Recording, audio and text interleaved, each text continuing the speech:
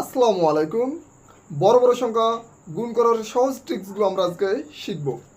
চলুন শুরু করি। আমরা গুণ করার সময় খেয়াল করব দ্বিতীয় সংখ্যাটির সঙ্গে দ্বিতীয় সংখ্যাটি গুণ করব, প্রথম সংখ্যাটির সঙ্গে প্রথম সংখ্যা গুণ করব।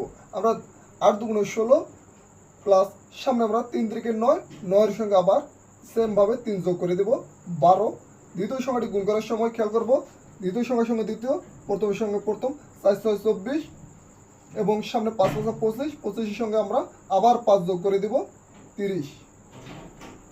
আবার আমরা সেমভাবে তৃতীয়টি করি, 8 দুগুণ 16, 7 7 49, 49-এর সঙ্গে 7 যোগ 56।